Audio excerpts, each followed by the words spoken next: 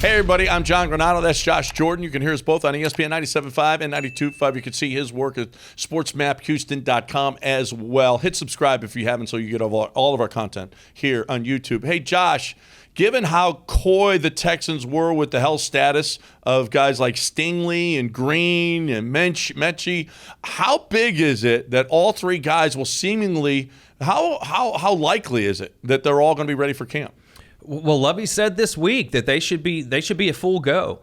And the other interesting thing he said, which I was excited about, is that as far as where their health was injury-wise from what the Texans perceived that to be from the outside looking in, everything has checked out once the players have come in and they've had their guys look at them. Everybody's on track. That's all good news. I love the quote I heard the other day that we like these guys a lot before they came in the building. We like them a lot more now. So that's a good sign. And I think this is more about probably next year, John, than this year. But the fact, as far as they'll be more competitive next year and these guys can help on a competitive team. But from a health status, that's great news that they're going to be ready to play. Yeah, you got to worry that Stingley's foot is going to be a problem all the time. Mechie is coming off, a knee. He obviously can get better from that. And Green as well. They all can be big part. And have to be big parts. You know what? All of them, all three of those guys, you really have to win with them. And it's interesting.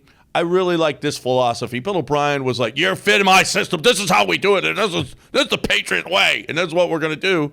But Pep and Lovey were talking about how their systems are going to fit the players as opposed to the other way around. And I just feel like in a young team, this is a really good thing. Oh, absolutely. Remember, O'Brien was about the game-specific game plans, or, we're playing a 3-4, so we're going to change up what we do this week. No, this one's more about the players, and I like that better. Take advantage of who your playmakers are. Pep Hamilton spoke this week, and that's what he kept bringing up. Our offense is about getting the ball to the playmakers. It's not about the plays. It's about the playmakers, and if you're bringing in young guys, they want the football. They want to put up numbers. They want to hear that they're an important piece of the offense. So I think this is a good strategy because you're going to want these guys to want to buy in for a while because the Texans aren't favored to win a single game this year. So it's going to be a marathon getting through this season. So you want these guys to still be excited about how they're moving in the right direction. Things are getting better. Yeah, well, and that's all preseason too. I think by mid-season you're going to see the Texans might actually be favored in a couple of games. I hope so. It all depends on how well they play, obviously. And with the system thing, Lovey's a zone guy. But you know what? If Stingley can run with people down the field, you can leave him isolated on Stingley Island over there, and maybe you get more of a pass rush with more guys out there. So he's got to be able to adapt as well to the talent that he has. Listen, he got the number 3 overall pick. That guy better be really, really, really good, and you better be able to leave him out on an island.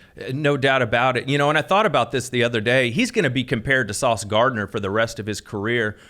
I don't know if it's fair to judge him after just 1 year, though, since Stingley's coming off this foot injury. I think we're going to have to wait a couple years to see, if that was the right pick ultimately. No, absolutely. That's going to be a career thing. Which career is going to be better? No, you can't ever judge a draft pick on 1 year. We saw Kareem Jackson, a first-round pick. He was terrible his first year, and he turned into a really good pro. So, no, Stingley's got a lot of time. It's just that foot. You just got to worry about it. But it's good news. He's going to be there for the start. Yeah, absolutely. Everything feels really positive and great for the Texans here coming out of I guess the off-season workouts, heading to training camp. I'm excited, a little more excited than I was before, John. I'm hearing a lot of positive things. Our own Cody Stutes was out at camp saying Davis Mills clearly is the best quarterback on the field. I remember Cody's reports from last year saying, man, I don't know about this quarterback group. So clearly Davis Mills has taken some really positive steps. And Nico Collins, it occurred to me that Pep Hamilton knew about him from Michigan when he was there. So they ended up taking him because of that personal relationship. And then I also found out that he had a relationship with Mechie before he went to Alabama. Pep Hamilton was trying to get him to Michigan. So it sounds like Nick Caserio listening to some Pep Hamilton recommendations. At least that's what it seems like with some of these young wide receivers. Well, hopefully they come through. There's no question about that. And hey, I'm excited as well. I have them getting 15 wins this year. Nobody's more excited about Texans football than me. Period. Exclamation. Nobody else has them. If they win 15 games, I'm a genius. Okay? They ain't happening.